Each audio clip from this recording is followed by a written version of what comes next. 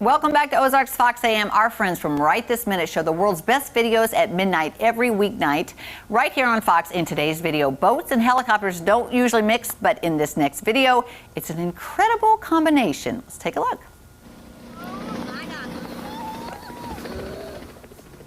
You're watching Crystal Herta wake surfing behind a boat in Texas. Swooping in for a closer look is a pilot who maneuvers a helicopter right behind her and hovers just feet away. It's an amazing image to behold, seeing a wake surfer behind a boat with a helicopter as a backdrop. This incredible video is being captured by Crystal's 7-year-old daughter, Claire. Wow, that's crazy. What do you think about that, Jer? All I've got to say is why. I mean, what's the point? I don't understand. Like, did the helicopter get permission? Did they plan this? Was she supposed to grab onto the bottom of the helicopter and do like an amazing exit? I don't know what's happening. We have a lot of questions about this. We really do. We have a lot of questions about this. I don't know. There are more questions with this video than answers. Well, here's the thing. If she didn't know that helicopter was going to be there, I would say that she might have been freaking out a lot more than she was. She was kind of doing her thing. I'm saying I would have fallen off into the water. You would have been distracted by the helicopter. You don't expect to see a giant helicopter right behind you. Right, like, unless you planned it. Right, so is it planned? That's what I'm thinking. Should we call right this minute and ask them? Let's do.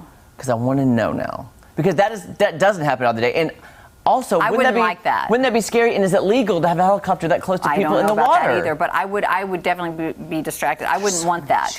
And you know, it blows the water even more and makes probably the waves bigger, and that's what I wouldn't want that. Of course, it is behind her, but still. I'm just saying there are so many questions to that video. So many. Inquiring minds want to know. I feel, yeah, I just don't know. I think that would be very weird to see on Table Rock Lake if a helicopter of course just it would went be and did very that. weird to see. Yeah, that would be on the news. What is happening and why? Yeah. Unless they were filming a Tom Cruise movie. I know. You know, it is cool that Tom likes to do all of his stunts, but I'm like this. Why? I'm like that. I do all my own stunts at my house. I know you do. So you know. You're a stuntman. All right, the Entertainment News Show Extra is on at 1:30 every day right here on Fox. Yeah. And today, Jeopardy executive producer Mike Richards talks about Alex Trebek's legacy and his last day.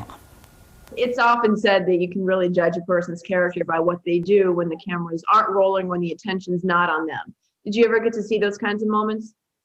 You know, the most impressive thing about Alex was he was an incredible quiz show host. He was a better man. He was so in love with his wife, Jean. They were like newlyweds, and they'd been married for 30 years. Do you know at all what his last moments were like? His family, I'm certain, was there. It has been shared with me that his last day was actually a good day. He sat on the swing with Jean. He was coherent at times, took calls from friends and family.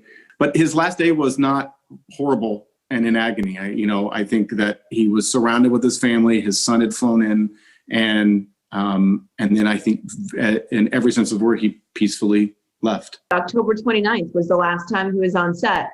Yes, and it was... 10 days. Yeah, that's 10 days before his passing. 10 days ago, he's taping. He had surgery about 3 weeks ago, and I thought, well, he's definitely not going to be back for these tapings, and we'll just move them. And he said, no, I'll be in.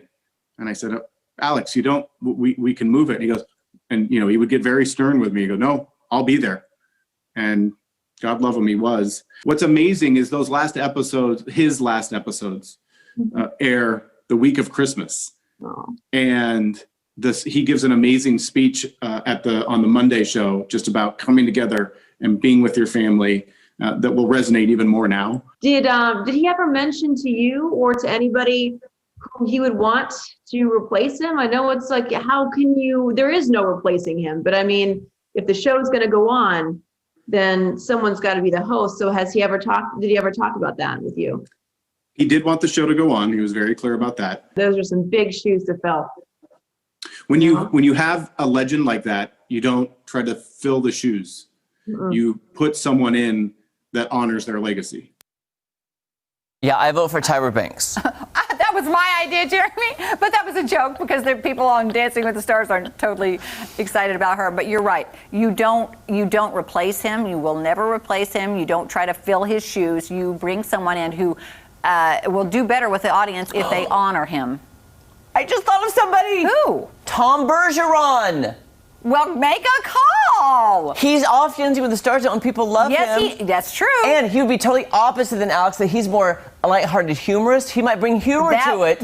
You're looking for a job for Tom. That's great. Tom Bergeron, I got your back, boy. Okay, that's good idea. I think that's a good call, Jeremy. That just came to me, Kelly. I know, because you were thinking about Tyra pushing them out. Okay. All right, coming up, we are joined by Chef Millie Peartree talking about the upcoming holidays. She is a hoot. Don't go away. I think that's a great idea, though. I like that idea. You need somebody opposite of Alex Trebek, I agree. not a mimic. I agree.